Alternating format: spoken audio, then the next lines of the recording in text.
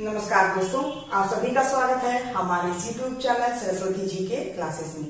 आज की इस क्लास में हम जानेंगे झारखंड के स्वतंत्रता सेनानी के क्रम में दीवा और किशुन के बारे में। दीवा किशुन जिन्होंने पुरहाट के राजा अभिराम सिंह तथा अंग्रेजों के विरुद्ध विद्रोह का नेतृत्व संभाला था और इन दोनों के द्वारा किया गया विद्रोह जो है वो दीवा किशुन विद्रोह या मामा भांजा विद्रोह के नाम से भी जाना जाता है। तो आइए शुरू करते हैं आज की क्लास। दीवा किशुन में जो दीवा है उनका पूरा नाम था दीवा सोरेन। इनका जन्म 1820 ईस्वी में पश्चिम सिंहभूम के राजनगर थाना के मातकोम बेड़ा गांव में हुआ था। जो पश्चिम सिंहभूम के राजनगर थाना क्षेत्र के अंतर्गत एक गांव आता था मातकोम बेड़ा, और यहाँ पे जन्म हुआ था दीवा सोरेन का 1820 ईस्वी में।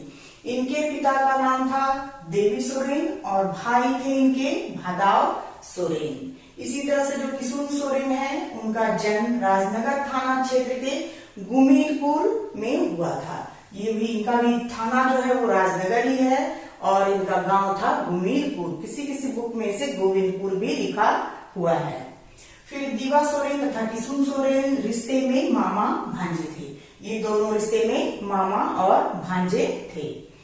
फिर इनके गुरु थे रघुनाथ भुइयां। इनके गुरु का नाम था रघुनाथ भुइयां। क्वेश्चन पूछा जा सकता है कि दीवा सोरेन के गुरु का नाम क्या था, तो ये थे रघुनाथ भुइयां।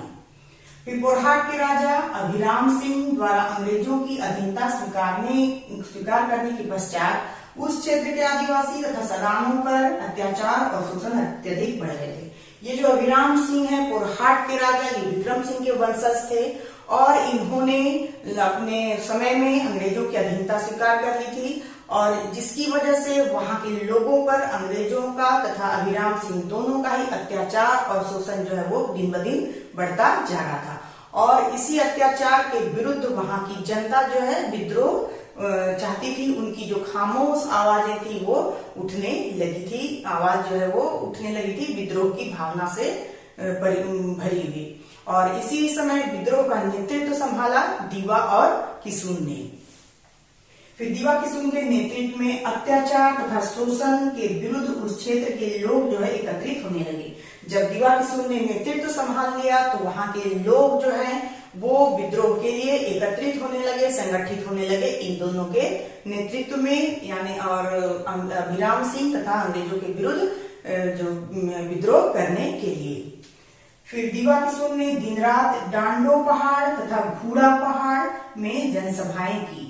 अब जो दीवा किशुन और जब लोग एकत्रित होने लगे तो दीवा और किशुन इन दोनों ने डांडो पहाड़ तथा घूड़ा पहाड़ में जनसभाएं की। इन लोगों को एकत्रित करने के लिए, उन्हें नेतृत्व देने के लिए ये क्या करने लगे, दिन रात जो है वो सभाएं करने लगे अंग्रेजों के विरुद्ध। और वहां के राजा का हक तो खत्म हो चुका था क्योंकि जब अंग्रेज की सत्ता आ गई थी तो वे सिर्फ एक जमींदार के रूप में बच गए थे जो अंग्रेजों के हाथ की कठपुतली थी, यानी अंग्रेज जैसा चाहते थे वैसा उनसे करवाते थे। तो उन दोनों के खिलाफ जो है डांडो पहाड़ और घूड़ा पहाड़ में जनसभाएं की जाने लगी दीवा तथा किशुन के द्वारा। फिर इन दोनों ने पुरहाट के राजा अभिराम सिंह तथा ब्रिटिश प्रशासन के खिलाफ लोगों को विद्रोह करने के लिए प्रेरित किया और ये सभाएं करने लगे और लोगों को प्रेरित करने लगे विद्रोह के लिए अभिराम सिंह तथा अंग्रेजों के विरुद्ध। तो ये पूछा जा सकता है कि जो दीवा किशुन है वो किसके खिलाफ विद्रोह के लिए लोगों को प्रेरित कर रहे थे, तो ये थे अभिराम सिंह तथा अंग्रेज। फिर एक 1872 ईस्वी में दीवा किशुन के नेतृत्व में विद्रोह आरंभ हो गया और इस तरह से 1872 ईस्वी में दीवा और किशुन के द्वारा अंग्रेजों और अभिराम सिंह के खिलाफ विद्रोह जो है वो आरंभ हो गया। फिर इस विद्रोह में सभी धर्म के लोगों ने संगठित होकर भाग लिया। तो इस विद्रोह में जो है लोगों का संगठन जो था वो सभी धर्मों से था क्योंकि इसमें सिर्फ आदिवासी ही नहीं थे बल्कि इसमें सदाम भी शामिल थे। इसी वजह से इस विद्रोह में सभी धर्मों ने एकजुट होकर संगठित होकर ये विद्रोह किया था। विद्रोह का प्रभाव पुरहाट के सभी क्षेत्रों पर पड़ा और इस तरह से विद्रोह जो है वो सिर्फ किसी एक क्षेत्र के लिए नहीं बल्कि पुरहाट के पूरे क्षेत्र में इसका प्रभाव जो है वो देखने को मिला। फिर यह विद्रोह बहुत दिनों तक चला और इस तरह से यह विद्रोह लंबा चला, यानी बहुत दिनों तक चला। फिर ब्रिटिश चाटुकार एवं धन लोलुप लोगों ने दीवा किशुन के पहाड़ में छिपे होने की सूचना ब्रिटिश सरकार को दे दी। और ये लोग जो विद्रोह कर रहे थे तो दीवा किशुन को पकड़ने के लिए अंग्रेजों ने दिन रात एक कर दिया, लेकिन ये बहुत चालाक थे, बहुत चतुर थे और इनमें ऐसी शक्तियां थी कि ये अंग्रेजों को धोखा देके कहीं छिप जाते थे और इसी क्रम में ये पहाड़ों में भी छिपा करते थे। तो कुछ ऐसे लोग भी थे जो कि अंग्रेज के चाटुकार भी थे और धन के लालची भी थे, धन लोलुप भी थे। उन्हीं लोगों ने दीवा किशुन के पहाड़ों में छिपे होने की खबर जो है वो अंग्रेजों को दे दी और इस तरह से ब्रिटिश सरकार एवं अभिराम सिंह के सैनिक द्वारा दीवा किशुन को गिरफ्तार कर लिया जाता है। और इस तरह से जब जो धन के लालची लोग थे, जो अंग्रेजों के चाटुकार थे, उनके द्वारा दिए गए सूचना से ये दोनों जो है दीवा और किशुन पकड़े जाते हैं अंग्रेजों तथा अभिराम सिंह के सैनिकों के द्वारा और इस तरह से उन्हें सरायकेला जेल में फांसी दे दी जाती है।